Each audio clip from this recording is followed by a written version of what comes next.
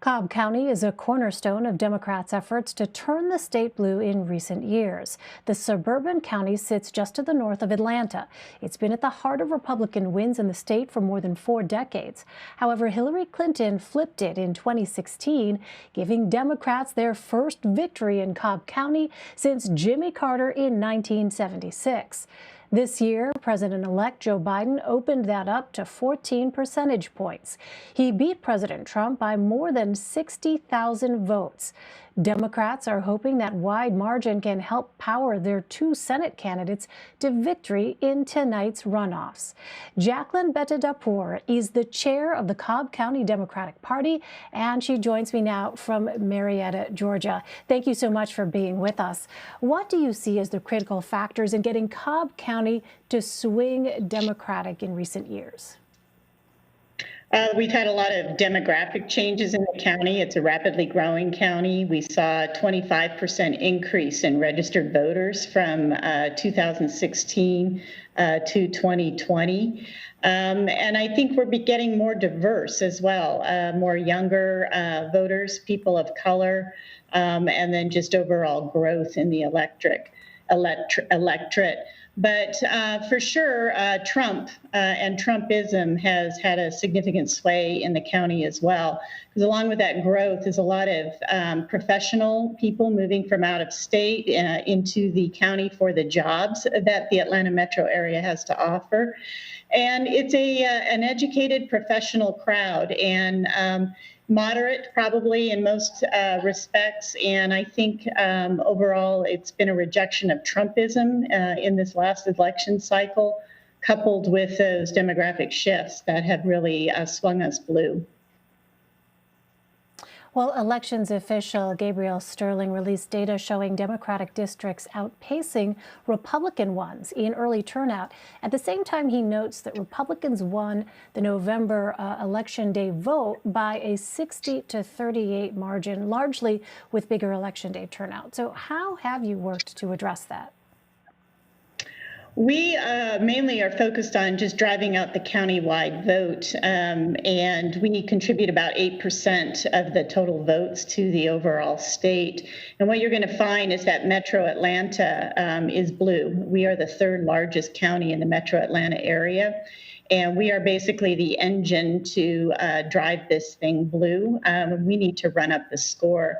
So when you look at overall Republican versus Democratic votes countywide and in the Metro Atlanta, you'll find that the Democratic votes are far outstripping the Republican votes. It's just going to be a question of the rural areas and the ex-urban counties in the Atlanta area. And it's all a question of turnout more than anything. It's whether the Republicans can turn out their base and how well the Democrats can turn out their base.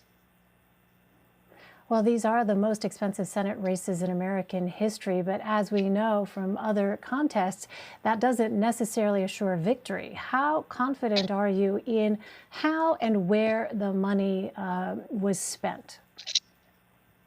There was a very active ground operation, paid canvassers, people on the ground knocking on doors, doing lit drops.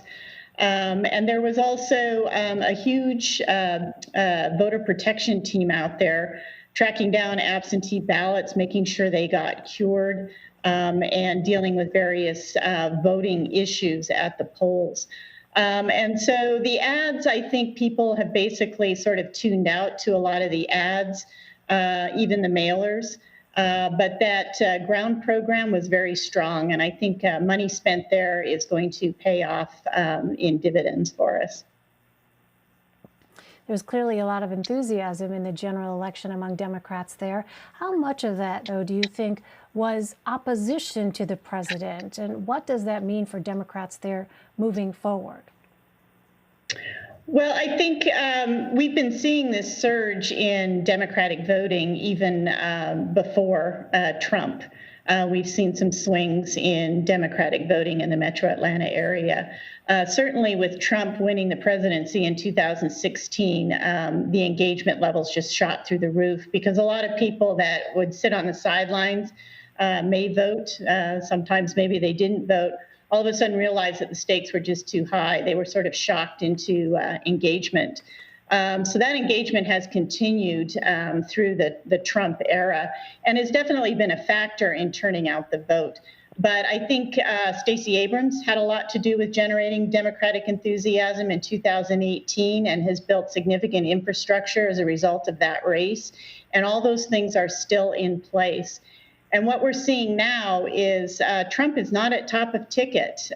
So basically, the control of the Senate and trying to combat gridlock is really what's at the top of the ticket. And Democrats are very engaged. They know what the stakes are. And it's no longer about Trump. Trump's done. He lost. He lost 3 times in this state when you count all the recounts. So we're focused on a larger agenda and combating that gridlock in the Senate. And we know that only true progress can be achieved in this country if we manage to unseat Mitch McConnell, actually, by winning these Senate races. All right, Chair of the Cobb County Democratic Party, Jacquelyn Bettadapur, thank you very much for joining us. Thank you.